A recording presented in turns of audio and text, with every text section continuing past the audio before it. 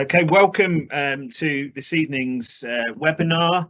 I'd like to offer a really warm welcome to everyone who's joined us this evening to talk about the foundation programme, its curriculum, with a particular view to how we can help people who've come from overseas. My name is Mike Masding. I'm a consultant physician, but about half my time I spend as co-chair of the UKFPO and lead foundation school director for England. I've been involved in the foundation programme right since it started in 2004, and it's something that I feel very strongly about as being a really good introduction to becoming a doctor. In case you don't know, the foundation programme is a 2-year programme that is very much not specialty based. It is where people throughout those 2 years, Claire, if you just next point, thank you, work in lots of different posts under very close supervision. We recognise that people in the foundation programme are at the start of their journey as a doctor, and so therefore need lots of help. And one of the themes that you'll hear this evening is about asking for help. You should always have it as a foundation doctor. There should be always somebody around to help you, and don't feel in any way ashamed that you're failing, that you shouldn't be asking for help. Indeed, we would say you should be asking for help, both in your clinical work and in your adaptation to becoming a doctor. And as I put there, the aim of the foundation programme is not to teach you specific skills within speciality, but to give you the skills that I believe, and that we as a foundation community believe, that all doctors should have. These are skills around communication with patients, around teamwork, and learning the very basics of becoming a doctor. There is a curriculum to be followed, which if you're a foundation doctor, you will become familiar with, which we've spent years developing. This is now I'm trying to work out, 5th or 6th iteration of the foundation programme curriculum, and it's really something that we're very proud of as something that gives people a foundation in being a doctor. Next slide. Just remember that when you are a foundation doctor, when you look at the senior doctors, the greybeards around like me, we've all been there. This is a picture of me when I was a F1 equivalent. It was called a PRHO in those days. It was a long time ago. And I was there, and I was worried, and I was really scared on my first day. And I asked for help. I probably should have asked for a bit more help on reflection, but just remember all those doctors who look as if they're really cool and calm and collected when bad things are happening. They've all been there. They've all been where you've been. They've all been at a time when they started their career, and one day you will be like that. You will be brilliant, I'm sure. Next slide. But whilst people like me have been there, we've not done it in a different health system in a different country. And that's why in particular we're focusing on people who've come from different healthcare systems and from a different educational setting to learn in the foundation programme. And I just really want you to know that we fully understand that is really, really stressful. I can't imagine what it would be like. I literally can't imagine what it would be like, because when I trained, I was at medical school in the UK. I went straight into the NHS and have worked there ever since. And so to me, I've been immersed in it. It all seems fairly obvious, but that's because I've been a doctor for 29 years in a single healthcare system. People who are moving from different healthcare systems to a different country, possibly with a different language. These are all pressures that we want to help you with and support you through as you make the transition from an undergraduate to being a successful doctor, whether that's in the UK in the future or whether you move to another country. The point of the foundation programme is to give you the foundations, as its name suggests, to being a good doctor. And the aim of tonight's webinar is just to give you some thoughts and pointers about how you can develop those skills. So I'll finish by saying welcome to the foundation programme. It's great to have you here, and I'll hand over to Helen Johnson, who's the East of England Foundation School Director, to talk further about the ways in which we can help you. Hello, my name's Helen Johnson. As Mike said, I'm the East of England Foundation School Director, and like many of us, one of my passions really is looking about equity in our foundation doctors to make sure that we can support all of our foundation doctors properly and allow you to be your best possible doctor future. Next slide, please. So we want to obviously support all foundation doctors. All our doctors are important to us, and what we need to do and want to do is provide the right support for all our newly qualified doctors and invest in that talent pool that you are, our doctors for the future. And part of this is thinking about inclusivity, because obviously it's part of that social justice agenda to make sure we aim to help everybody be the best they possibly can in a system that supports and nurtures them. Inclusivity really is considered to be our business as usual, and we value you and the diversity that you bring to our systems, from working abroad and choosing to come to our country and work in what we think of as our lovely NHS. New slide, please. So we often get tasked with, well, why should we support some doctors more than others, and what's so special about foundation? And what we recognise is that doctors from a variety of backgrounds can actually be disadvantaged just because of the systemic barriers and that kind of social inequity that exists both amongst UK-born, UK graduates and those that join us from abroad. And we're quite committed to reducing what we call differential attainment. And differential attainment is the term that we give for the non-ability of trainees to reach their maximum potential due to the barriers in our systems and our training programs that can hold you back. And so what we're looking for with this curriculum and talking to you is to break as many of those barriers and those things that hold you back by supporting you fully to achieve the best you can want to achieve. And UKFP has embarked on a programme really to better understand the needs of and provide the support for people that have those barriers, whether it be from coming from abroad and being UK graduates from widening participation backgrounds, or those with sort of protected characteristics. And if you want to, feel free to look at the GMC's report, which is Fair Training Pathways for All, as it's quite clear about our need to improve and be inclusive. But whilst we're doing this, we obviously understand that there has to be a balance, a respectful balance between that culture of openness and support, but respecting the privacy of you as individuals. Next slide, please. So why are we and I so passionate? Well, you may or may not have looked at the reports from things like the Royal College of Surgeons that had an external review on how good they were at supporting trainees of different genders and ethnicity as they move through the surgical college, and it was found that they didn't support them as well as they should do, and they're really committed to changing that in the future. And that causes a sort of perpetuation of stereotypes within those career aspirations. If you as a trainee can't see a future you, it makes you look to somewhere where you can see a future you, and perhaps perpetuates the kind of specialties or training programs you might go into in the future. And we know that you could be great at anything, and we want to support you doing that anything. Next slide, please. So the UKFPO has made a commitment. I'm not going to read this through. It is in our curriculum. So if you go onto the UKFP website, you'll be able to read it on the curriculum. But basically it is that we have an expectation of equitable treatment for all foundation doctors, that we want to welcome and value all of our foundation doctors, both nationally through welcome webinars such as this, but also in our local foundation schools and trusts, welcoming you properly into NHS working in the UK. Next slide, please. And if you're wondering about the photos, these are doctors that actually work in our East of England region. I went round with my daughter taking photos, all agreed that we could use them, really to show that the doctors you see are true foundation doctors. They are who you're going to be over the next few weeks.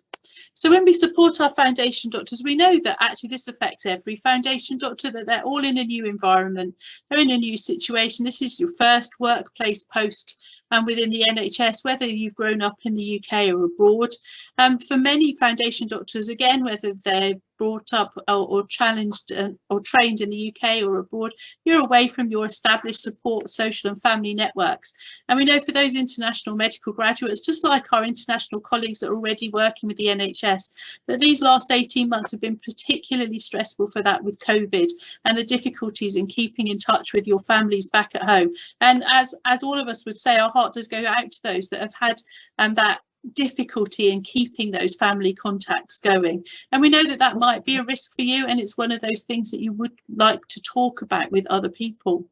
We know shift working is difficult. You may never have worked shifts before, but it undermines your ability to make friends, to contact people when your shifts don't always align, and it can fragment your contact with supervisors. And we know that for some of you will be starting in a rotation that actually isn't in the main acute trust, and this is normally the psychiatry rotations in F1 that can have you outside your normal trust. And we want you to know that we absolutely want you to be able to go to the people in that acute trust, to go to your teaching there and meet up with your colleagues there, and highlight that you perhaps need a little bit more support in maintaining or starting those friendship groups and those peer groups that are going to be so helpful for you through the year. So all doctors may have concerns with any of those issues, but as I've said, those of you that are coming from overseas background might feel that some of these are much more acute or problematic to you, and you might also have some additional concerns about starting. Next slide, please.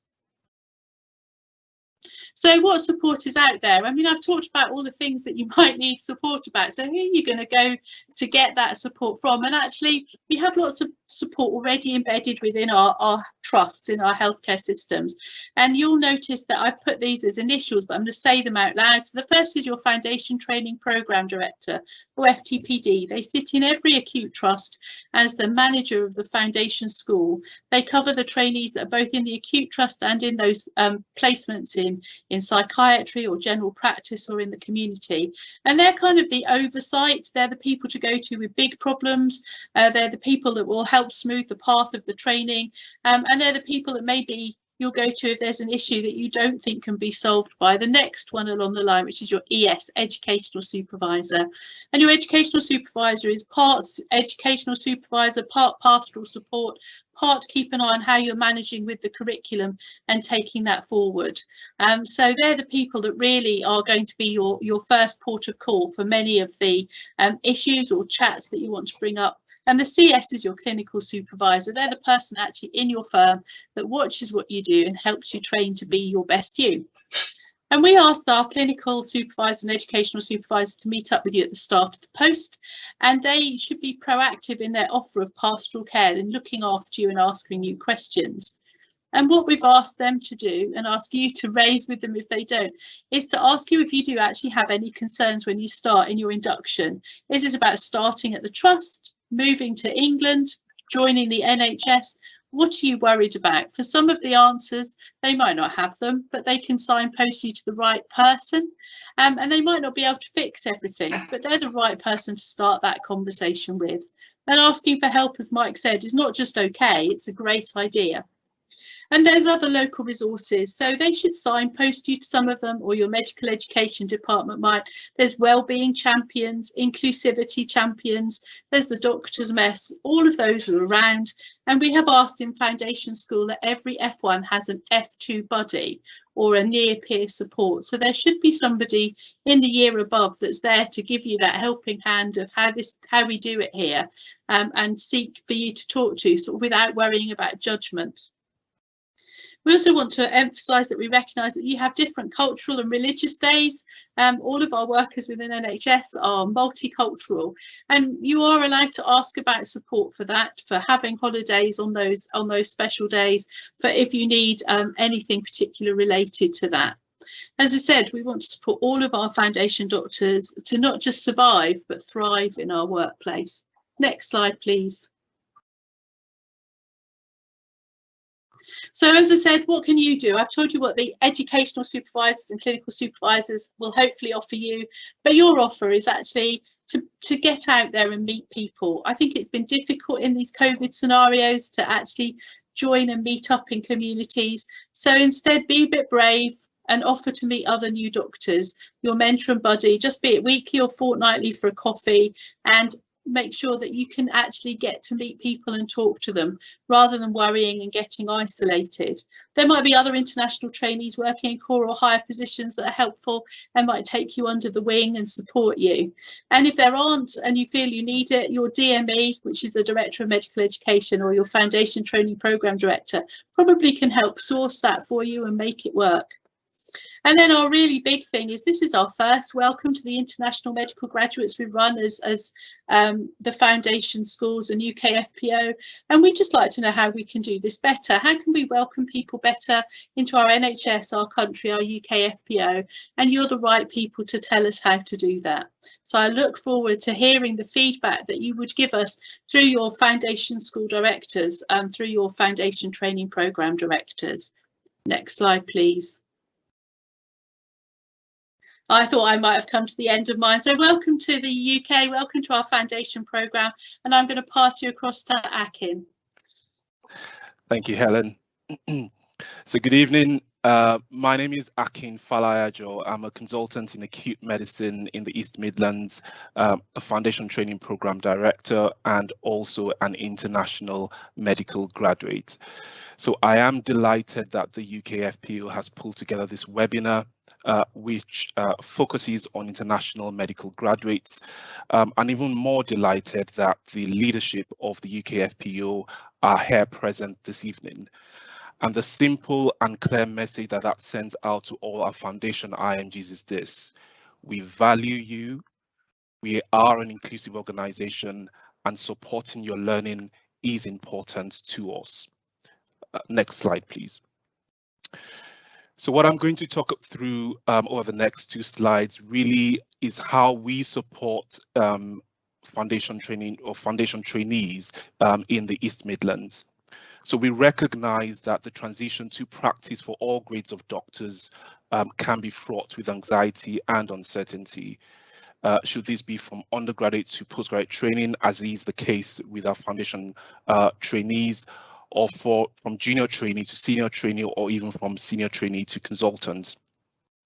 We also recognise that these anxieties can be amplified for international medical graduates because they have no lived experience of being medical students in the NHS, and also because IMGs may sometimes initially grapple with the ethical, legal, and regulatory frameworks within which clinical practice occurs in the NHS.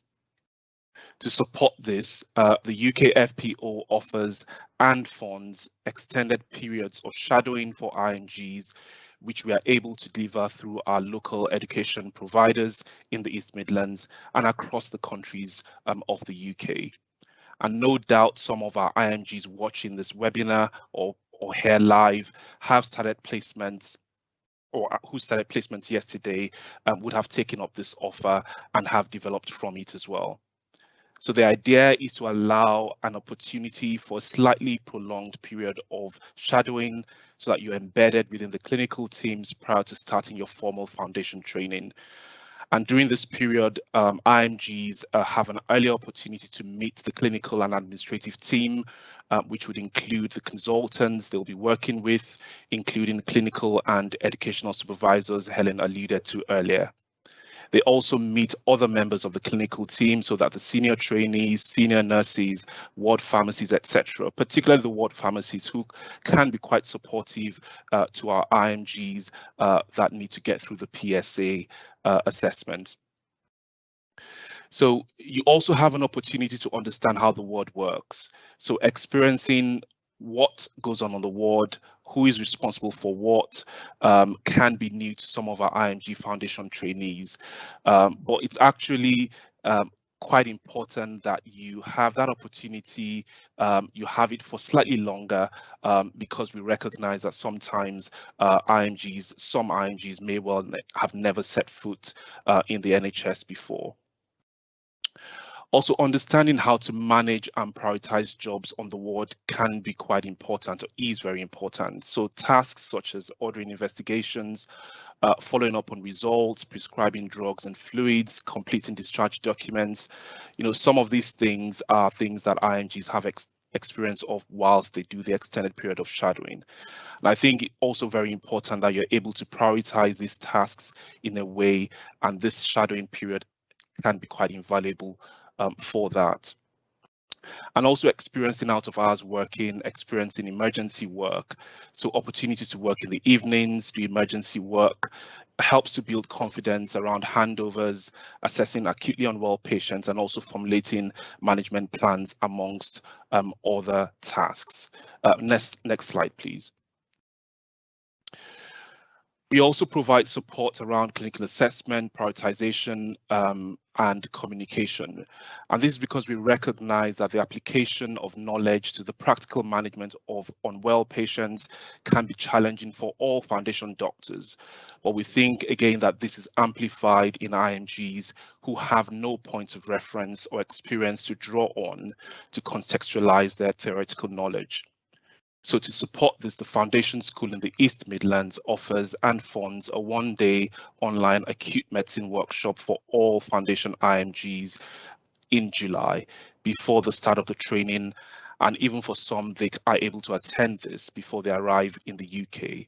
And it's called Acute Medicine for International Medical Graduates. It's delivered by NHS consultants on Microsoft Teams, just like this, and focuses on higher level outcomes, one in the new foundation program curriculum. So you go through scenarios where you have several case scenarios, opportunities to interpret common investigations like ABGs, arterial blood gases, ECGs, communication workshops, how to make referrals, the sort of things that we know that our foundation trainees need to build up their confidence around. And through this, you also get an opportunity to apply national clinical guidelines to the management of high frequency acute medical cases. And finally, we also signpost our trainees that have pediatrics as one of their placements to soft landing, which is pulled together by international medical graduate consultants and senior trainees in pediatrics, really just to give an idea to our trainees on how they might be able to settle in, embed in the teams in pediatrics, and go through some of the topics and issues they might grapple with when they start. Thank you very much. Just next slide, please. And I'm now going to hand over to Ratna to go through her presentation. Thanks so much, Akin. First of all, here's a really very warm welcome to you all. Congratulations on securing a foundation job. I think that's a fantastic milestone in your lives. I'm Ratna Maka. I'm an anaesthetist by trade. But what really gets me out of bed every day is being an educator.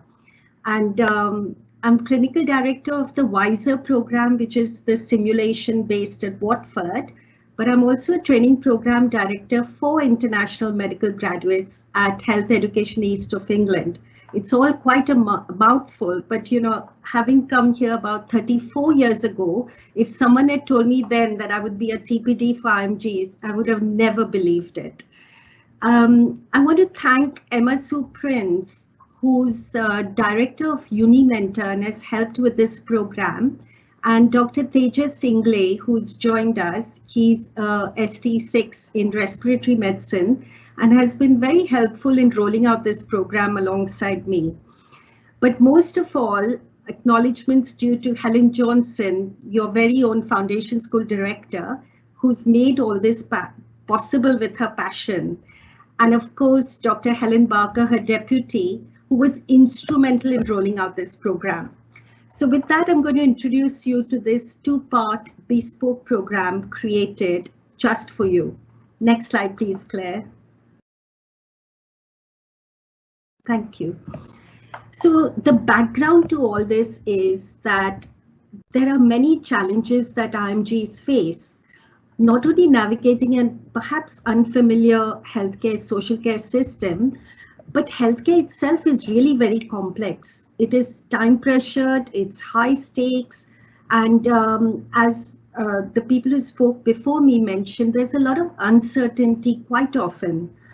In all that, you have to establish really good working relationships and work as a team member and adjust to different socio-cultural settings. In addition, we have to do some exams and demonstrate that we are competent in the English language prior to commencing work. In fact, recent figures from GMC revealed that there is a 75% pass rate for UK graduates in postgraduate exams, whereas the UK Black and minor ethnic origin have only a 63% pass rate. And IMGs actually have a 46% pass rate if they're white and 42% for the BMEs. So all these statistics are quite horrific. And the worst thing is that IMGs are 6 times more likely to be referred to the GMC for issues with fitness to practice and complaints raised by patients. And very often the complaints are about communication, not about knowledge and skills. And yet IMGs form 34% of the workforce in NHS. That's a staggering number. So, you bring along a lot of richness, diversity, and service commitment. So what was devised by Health Education East of England is a 2-part program. Interactive workshops that focused on skills. These were run by my colleague Emma Sue from Unimentor. And the part 2 was simulation-based education, which we conducted at Wiser in Watford. Next slide, please, Claire. So the educational theory that underpinned this program was that experiential learning can have high impact. And the aim was to offer IMGs tools and resources that they could start using immediately to survive in NHS and thrive in the NHS. And there were things like resilience, empathy, mindfulness, optimism, and being proactive. Next slide, please. So, pardon me, what Emma Sue did was she held a masterclass in 2 parts. The first part covered resilience and being proactive. So she actually describes what is resilience, the link between resilience, optimism, and being proactive. She offers well-being strategies and how to deal with rejection, failure, setback, challenges. And the best of all, she talks of the locus of control, which is within each one of us, because often, as you know, events occur and we have no control over them, but how we react to them can influence the outcome. In part 2, she talks of mindfulness, empathy, optimism, and the mindfulness is further consolidated with the simulation. She also talks of the role of gratitude, which is quite useful. Next slide, please. What we do at Wiser in the second part of this bespoke program is invite IMGs to participate in short simulation scenarios. These scenarios are based on the curriculum for foundation trainees, which is basically recognizing and managing critically ill patients. But we believe that what they really learn from is the debrief that follows the simulation scenario. And the objective of the debrief is to identify any performance gaps and then to close those gaps. And the focus is totally formative and developmental. It is not to assess knowledge at all.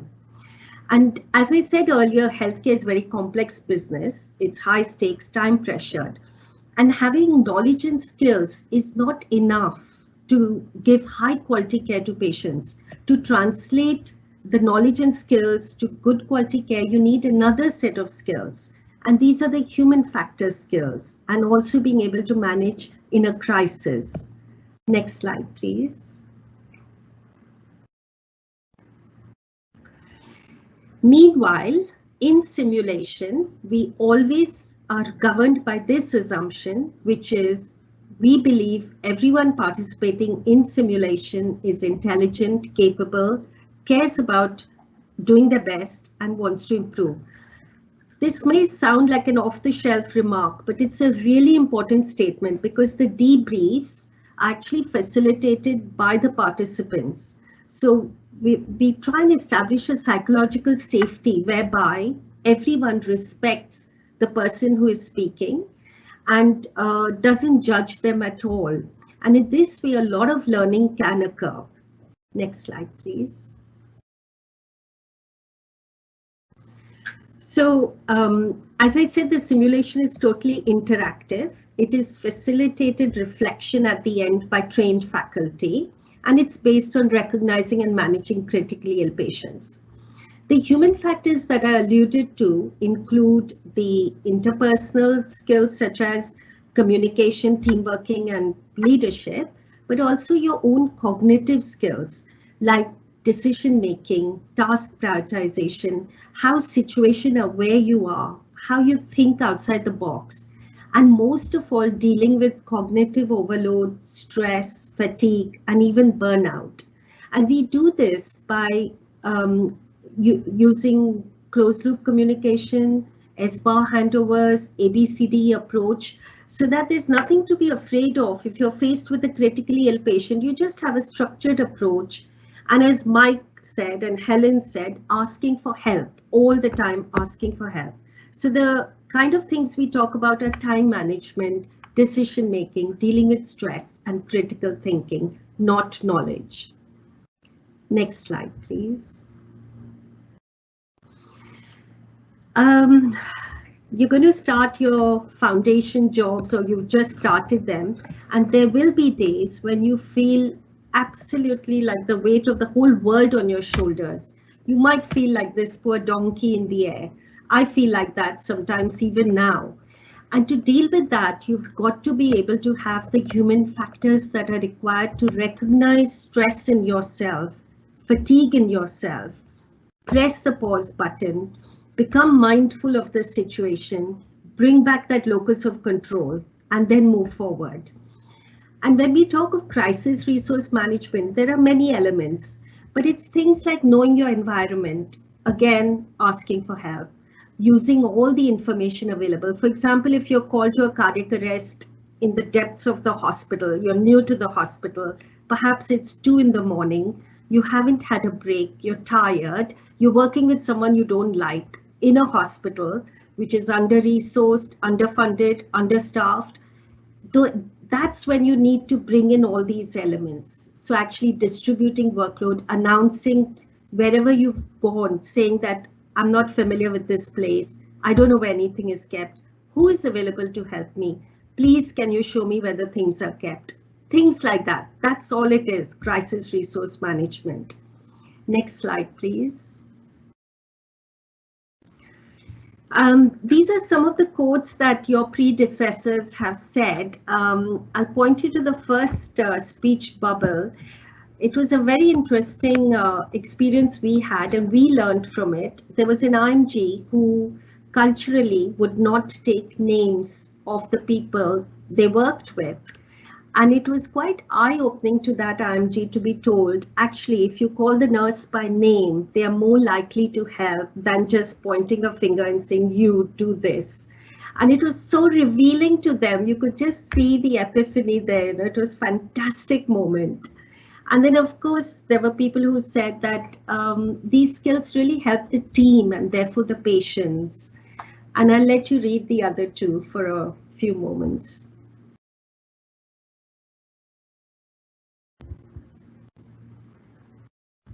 Thanks, Claire. So really, in essence, the few key points that I wanted to raise as your TPD are really look after yourself. It is so important. I cannot emphasize it enough. You've got to look after yourself, because if you're not right, your whole world won't be right. You've also got to look after your peers and look out for them. Build some bonds, share experiences, ask for help, and work-life balance is so important. You've got to be able to separate the two and try not to let one influence the other. When it comes to patients, patients are very smart. They really will tell you everything, sometimes even the diagnosis. So listen very carefully to them. Ask them questions like you really care. Don't dismiss anything. and definitely ask them what's bothering them, because the real issue might come out just then. Next slide, please. I mentioned earlier about mindfulness, which Emma Sue describes in her masterclass, and we also have in our simulation.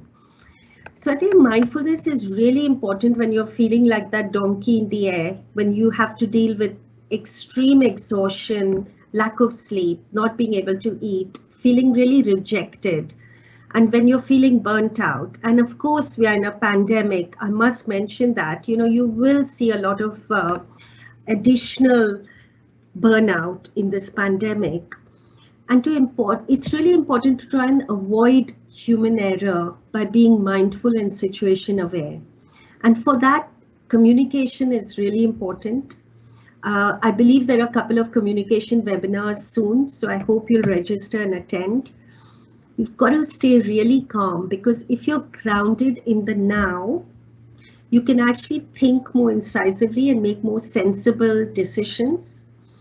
And it helps to build resilience, increase well-being, and it becomes a way of life. So really, really important to just press pause, take a deep breath, and then reassess the situation, just like you do your ABCD with your patients. Next slide, please. So in conclusion, we believe in East of England, we've actually devised a collaborative approach to help IMGs settle in NHS, to understand their roles and to survive and thrive, but mainly to learn to seek help. We feel that the 2 workshops back to back have been more powerful than any one of them. And we're hoping to include a lot of regular online sessions, podcasts, resources, etc., to consolidate this. And the next steps have been sort of earlier induction, extended shadowing, very targeted feedback. So do ask for feedback, and the mentoring that Helen alluded to with your F2s or even more senior colleagues, and lots of simulation. So with that, I really want to wish you all the best, and I'm sure you'll do well. You're very welcome to contact me at any point. With that, I'll hand you back to Claire.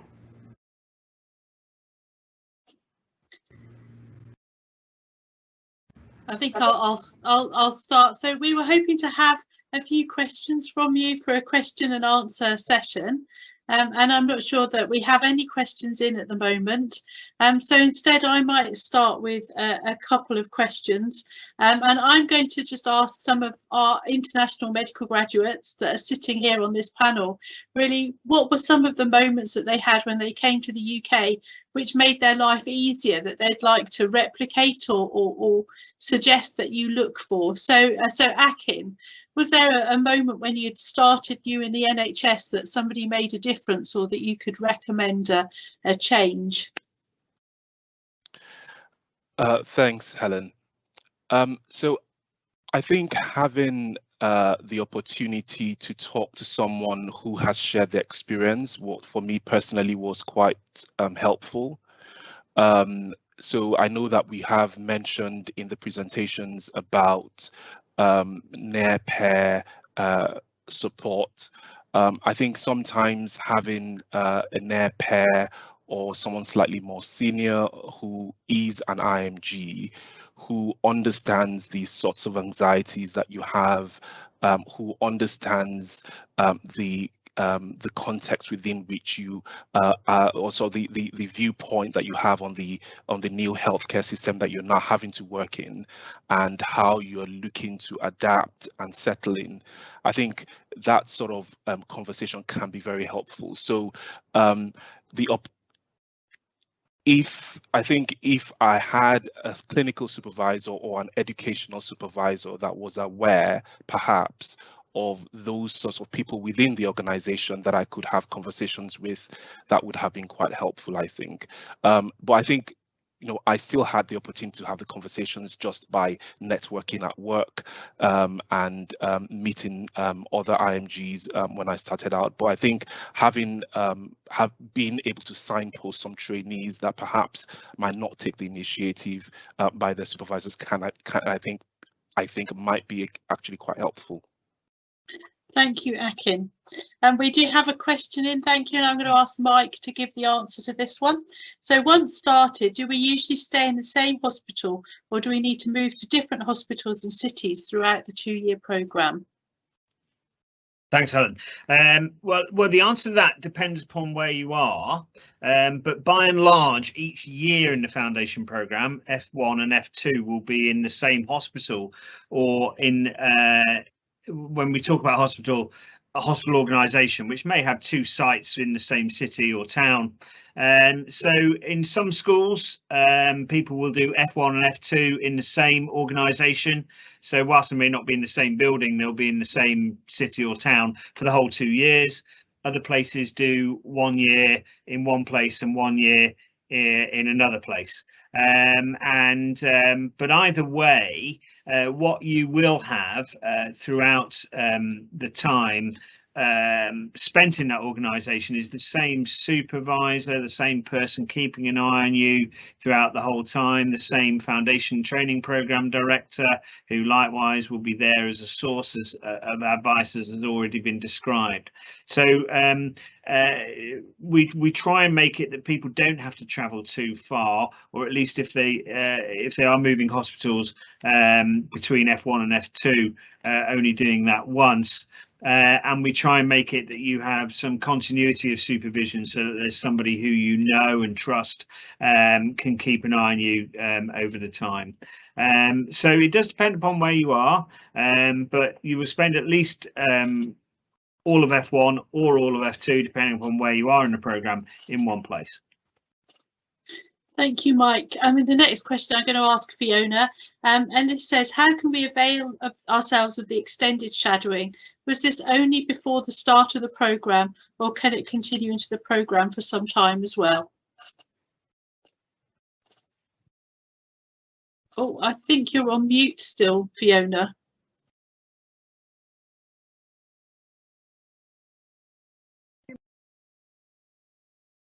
No. Maybe I'll answer this one while your microphone comes under control. Can you hear me now? Yes. Yeah, sorry. Yeah, hi there. Thank you for that question about extended shadowing. The extended shadowing was only available before the post actually started.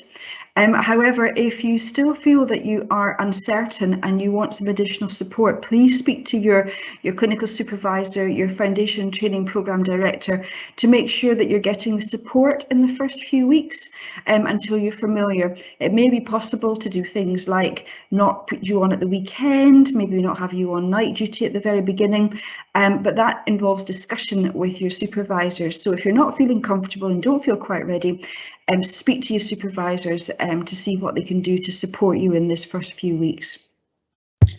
Thank you, Fiona. I think that mostly answered the next question as well, really, was what about doing on calls in your first week if you're not comfortable with that?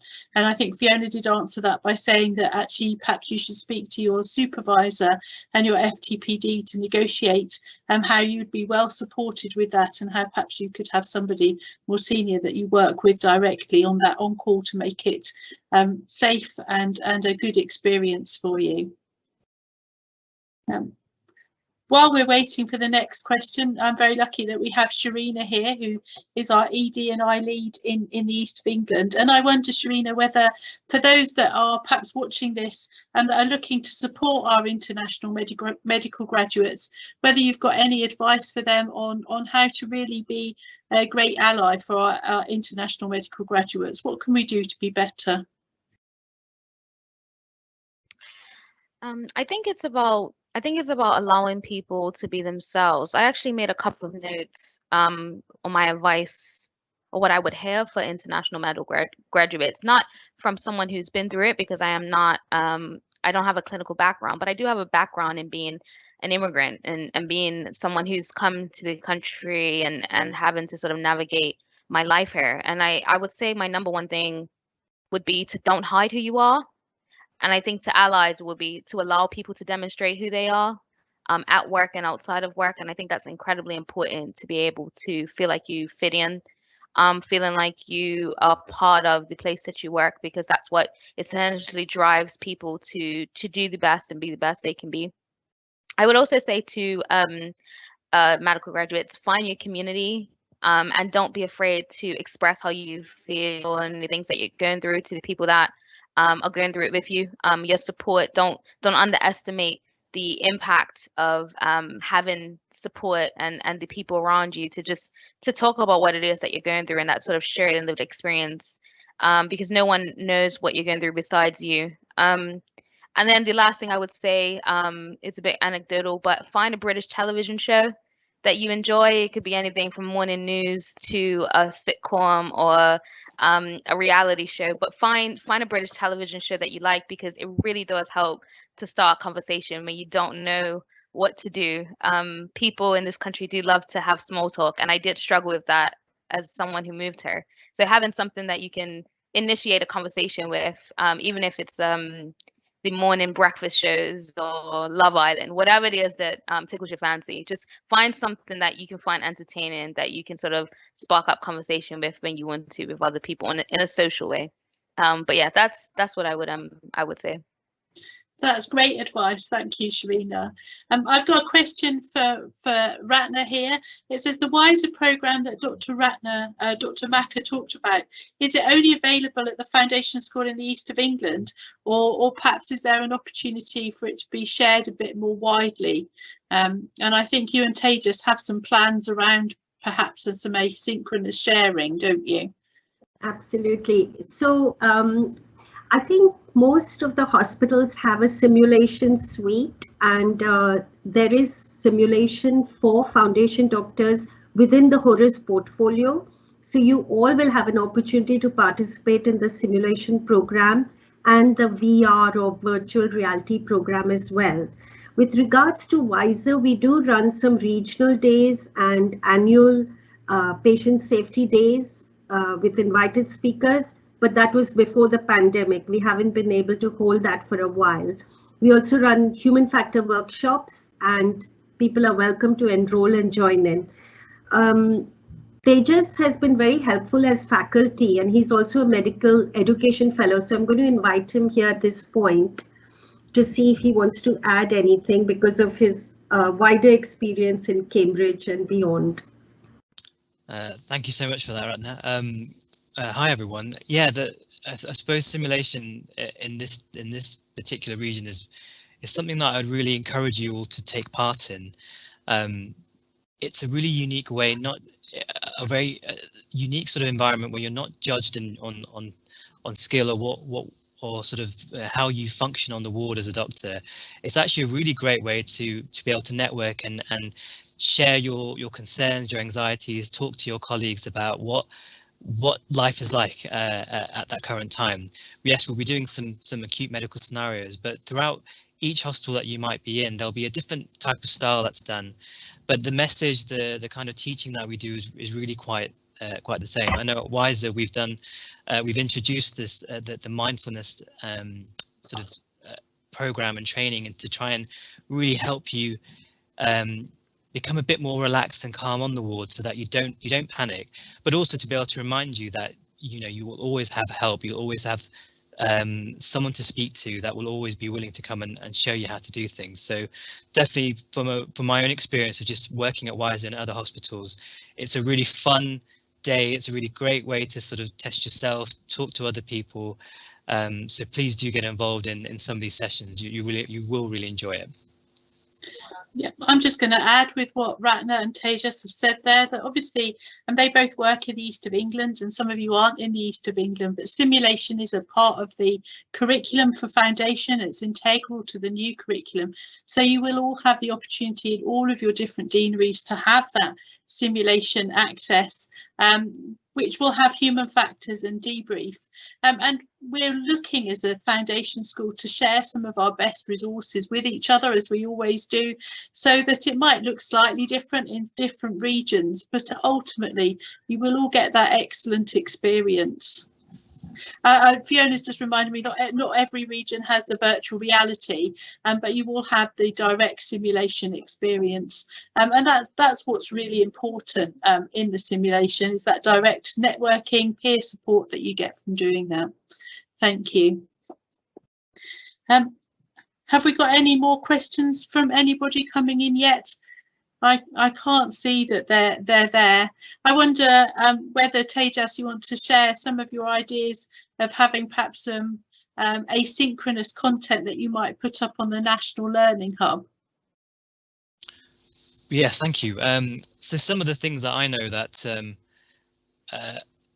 that's even sort of the trainees that have trained in medical schools are sometimes lacking in is just knowing how to navigate certain things like finance and how to navigate certain things that might help you along the way training as a doctor. You know, we do look at things as within as a trainee that, okay, how do you get along the ward? But we also want to be able to train you and teach you as to how to cope outside the ward. And that would include how to maybe at some point hopefully buy a car, or how to get a mortgage, or how to claim some of the expenses back. So some of the teaching that I've done, some of the things that I'd like to share with you guys, and something that I would love to do more of, is actually showing you how you might be able to claim some expenses back, what kinds of things that you might be able to show against tax, things that you might be keen to know, but no one's really showing you. Certainly from my own experience in the pandemic, when doing some teaching, some of my own juniors weren't really sure. So it's something that we will hopefully share with you. And we've done some videos. We've all sort of chipped in to help with some talks to be able to help with that. So certainly that will be some of the content we'd like to share. Thank you, Tejas. Fiona, is there anything you want to say about the sort of new curriculum? Which areas do you think that they should get stuck into first, or is it a sort of look through it all? Gosh, there's a question, Helen. I know. I think the important thing is to read the curriculum, or to read the rough guide. You don't need to read the whole curriculum, but look at the rough guide, look at the UKFP webinars, open your curriculum and open your portfolio, whether that be the Horace portfolio or the TURAS portfolio if you're in one of the devolved nations, and to familiarise yourself with them. There's probably quite a lot of words in there that if you've come from out with the UK that you might not be familiar with. So SLEs, supervised learning events. Some of you may have done these as undergraduates. Some of you may not have. There's a lot of educational tools in there, and just to get yourself familiar with them. And if you don't know, ask. And one of the things that we expect as foundation doctors is you to be really proactive in your learning and to evidence your curriculum, and it's absolutely fine. In fact, it's absolutely essential that you ask your supervisors and your senior colleagues to supervise your supervised learning events. So it's okay to pester people to say, I need you to watch me do this, please. Can you give me some feedback on my performance? So it's don't be too polite. Your seniors are expecting you to be asking. So I would just say, if things are not familiar with you and you haven't done them as undergraduates, please ask. I know in Scotland we're running a session I think it's in the next couple of weeks on how to do SLEs, what they actually are, and all these educational tools, because we know that they're not used the world over, and we want you to be able to hit the ground running and use these. That would be my advice to you. But you don't need to read the full curriculum document, but certainly have a good look at the rough guide and the webinars that are available on the UKFPO site. Thank you, Fiona. That sounded like great advice. I'm wondering whether, as we draw to a close, oh no, there is another question. Are you required to do a QI project or a clinical audit as part of the F2 standalone programme? I'm wondering who I haven't asked a question of for a while. So I think that's Akin. I think this one might be for you. Thank you, Helen. So from my recollection, F2s are meant to have to complete a QI project or an audit to get through ARCP at the end of foundation training, so that at the end of the 2 years. So the answer is yes, because even if you're doing a standard on F2 program, you are going to measure to the same standard as anyone who's come through the entire 2-year program, certainly for the second year of the program. So yes, please do, yes, you're required to, and get onto it very early on and don't leave it to the end, is my advice. Thank you, Akin. It yes, so very important that we do that. It is one of the new high level organisational orders in the foundation curriculum. So it is one of the foundation professional capabilities. You need to demonstrate that you've taken part in quality improvement processes. As a person that's done lots of audit over my time, I'd always suggest that you find something that you're interested in to audit as well, not just do what your boss thinks is interesting. There's lots of interesting things out there to audit. I think we're getting to the end of our talk and we've just got 5 minutes left. Probably not a big amount of time for us to say anything new to you, but I'd just like to say on my behalf and perhaps from the others how very pleased we are that we have so many international medical graduates join us at foundation level, both at F1 and F2, and that I hope that we really do provide you with that soft space and safe landing as you join our systems, and that you challenge us and challenge your teams if that's not the case, so that we do better for you, and have a great year. If anybody else wants to add to that, feel free. Just want to wish them all the best, and I'm sure you'll be fine.